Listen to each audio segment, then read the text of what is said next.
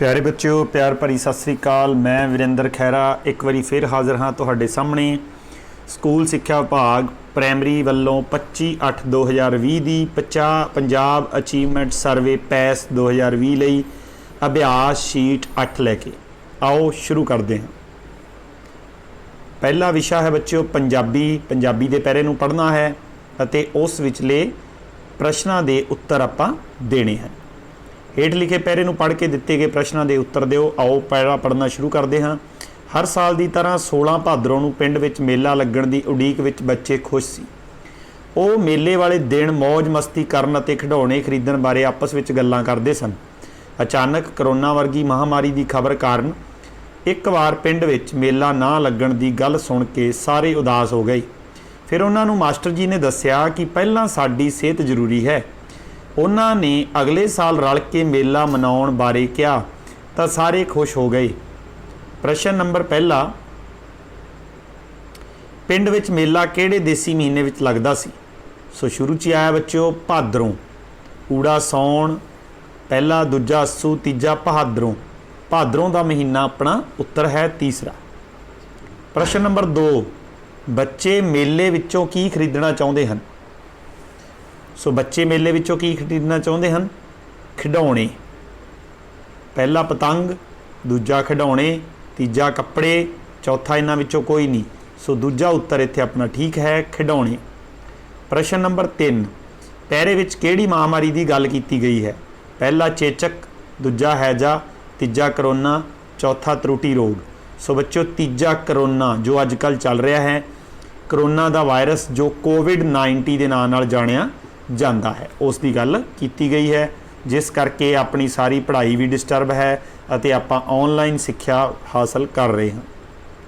प्रश्न नंबर 4, बच्चे क्यों उदास हो गए? पहला मेला ना लगण की गल सुन के, दूजा पतंग ना मिलन करके, तीजा मौज मस्ती ना करन करके, चौथा इन्हां विचों कोई भी नहीं। पहला मेला ना लगण की गल सुन के बच्चे उदास हो गए। प्रश्न नंबर 5, मेला महीने की किहड़ी तरीक नूं लगदा सी? पहला 12 भादरों, दूजा है 16 भादरों, तीजा 22 भादरों, चौथा इन्हां विचों कोई नहीं। सो दूसरा उत्तर बिल्कुल ठीक है, मेला 16 भादरों नूं लगदा सी। अगले विषय ते चलते हैं। अगला विषय है साडा गणित। सो आओ इस नूं करदे हां। गणित का पहला सवाल है बच्चों, गिलासां विच पानी की घटदी मात्रा अनुसार सही क्रम किहड़ा होवेगा? घटदी मात्रा अनुसार भाव घटदे क्रम विच सब तो पहला सब तो वध मात्रा वाला गिलास आऊगा, नंबर 1 वाला पहले नंबर ते आऊगा। उस तो घट गिलास है 3 नंबर वाला, वो 2 नंबर ते आऊगा। उस तो घट है चौथा, वो 3 नंबर ते आऊगा। तो लास्ट तो सब तो अंत ते दूजे नंबर वाला आऊगा। भाव 1 नंबर, उस तो बाद 3 नंबर, उस तो बाद 4, उस तो बाद 2। ये अपना उत्तर हैं। ऊड़ा देखो 1 2 3 4 नहीं, ऐड़ा 2 4 3 1 ये भी नहीं, ईड़ी 4 3 2 1 ये भी नहीं, सस्सा 1 3 4 2 अपने उत्तर नाल मेल खाता है। सो सस्सा उत्तर है। ये पानी का घटदा क्रम है, पानी की मात्रा अनुसार घटदा क्रम है। अगला सवाल है बच्चों दूसरा, पैमाने बारे सवाल है। हेठ दिते चित्र अनुसार रंग अते माचिस की तीली की लंबाई विच कितना अंतर है? बच्चों तुसीं देख रहे हो ये अपने कोले एक रंग दिता होया है इत्थों लैके इत्थों तक, और माचिस की तीली है इत्थों लैके इत्थों तक। अगर आप 0 तो गिनना शुरू करिए तो जिहड़ा रंग है वो है 0 तो लैके 1 2 3 4 सेंटीमीटर रंग की लंबाई है। तीली की लंबाई देखो, तीली की लंबाई 2 तो शुरू हो रही है। सो 2 तो लैके 5 तक जारी है, भाव 3 है। या इस तरह गिन लो या इनू गिन ही लो। देखो इत्थों लैके 2 तो लैके 3 तक 1 सेंटीमीटर, 4 तक 2 सेंटीमीटर, 5 तक 3 सेंटीमीटर। सो तीली की लंबाई कितनी है? 3 सेंटीमीटर।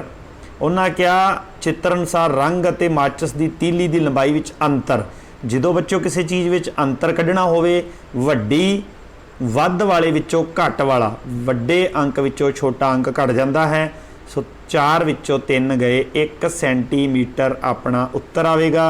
ਊੜਾ ਵੀ नहीं है, ਐੜਾ भी नहीं है, ईडी उत्तर बिल्कुल ठीक है। 1 ਸੈਂਟੀਮੀਟਰ रंग ਅਤੇ तीली ਦੀ लंबाई ਵਿੱਚ अंतर है। अगले सवाल ते चलते हैं बच्चों।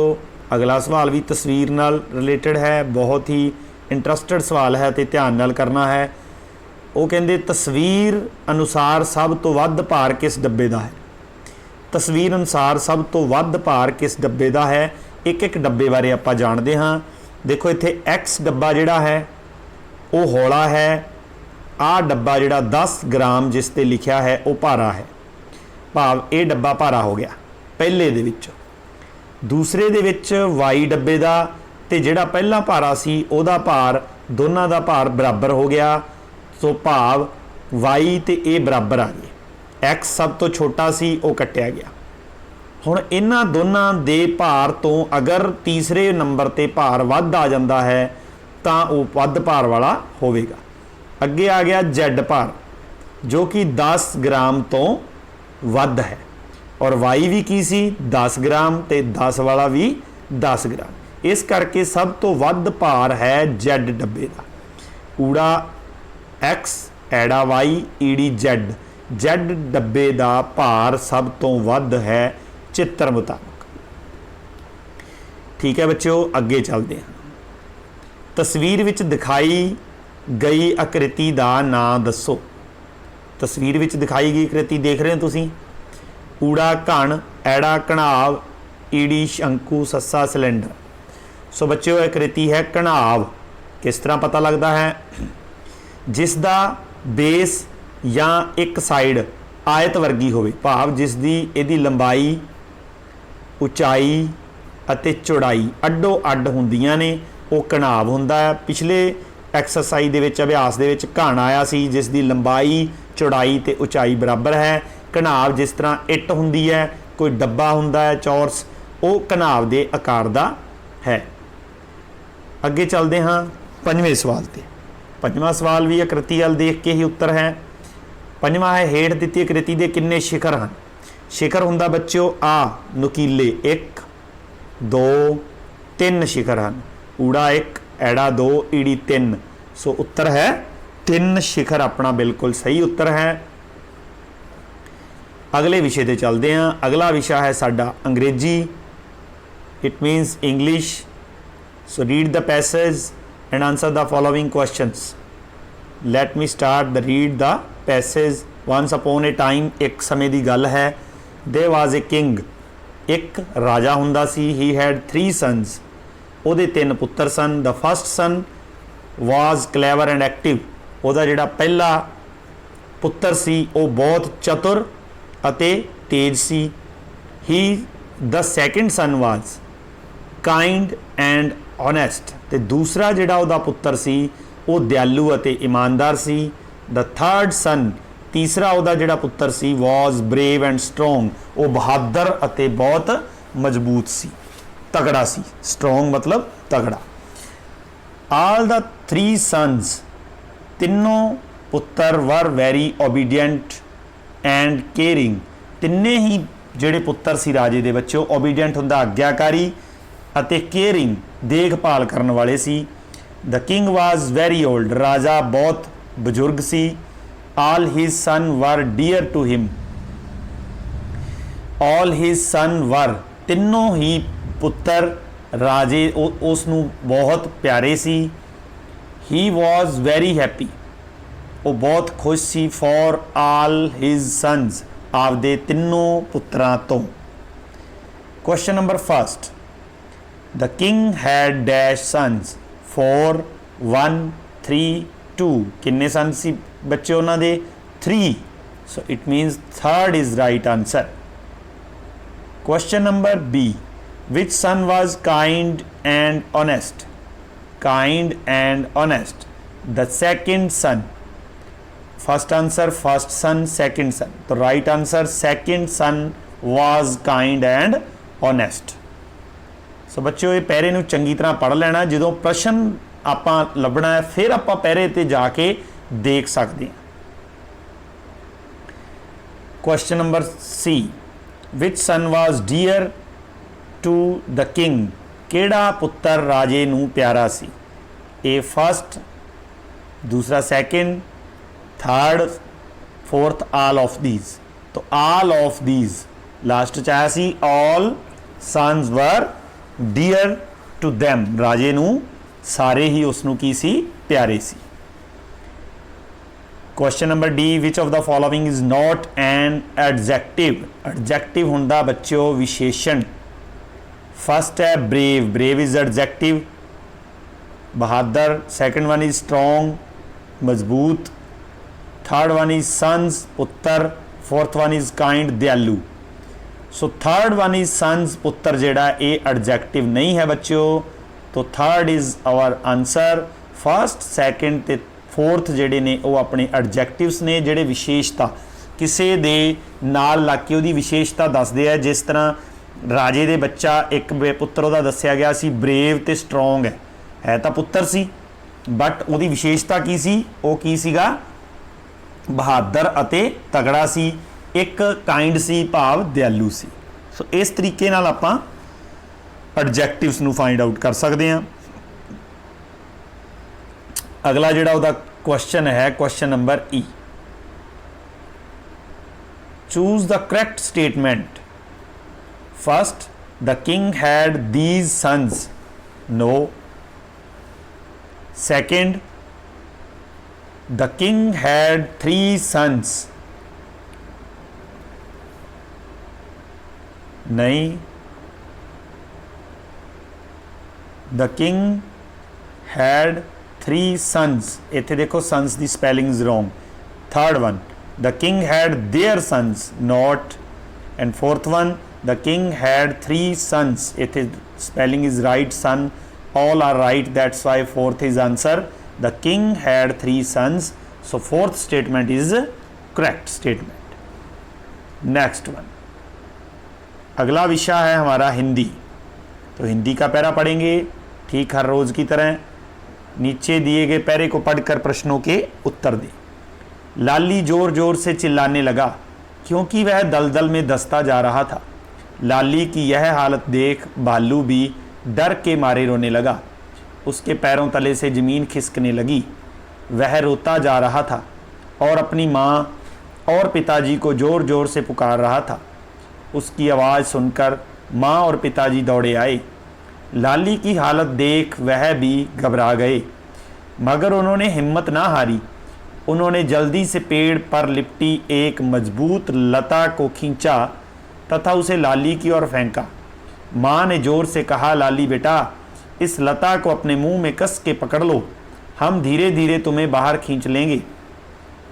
प्रश्न नंबर पहला, पैरों तले ज़मीन खिसकना का क्या अर्थ है।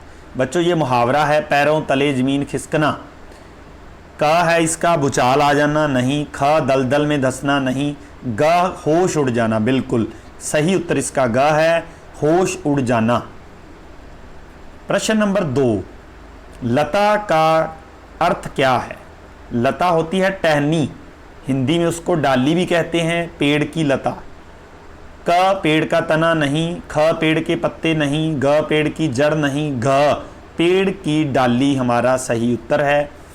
प्रश्न नंबर 3, लाली बेटा, हम धीरे धीरे तुम्हें बाहर खींच लेंगे। वाक्य किसने कहा। क भोलू ने, नहीं। ख लाली ने, नहीं। ग माँ ने, बिल्कुल माँ ने कहा था कि हम तुम्हें धीरे धीरे क्या करेंगे बेटा, बाहर खींच लेंगे। प्रश्न नंबर 4, दलदल में कौन धंसा जा रहा था। पिताजी, नहीं। लाली, भोलू या माँ, लाली। प्रश्न नंबर 5, पेड़ शब्द को गुरमुखी लिपि में कैसे लिखेंगे। क वृक्ष, नहीं। खखा ख है पेड़, नहीं। ग रुख ते घ ट्री।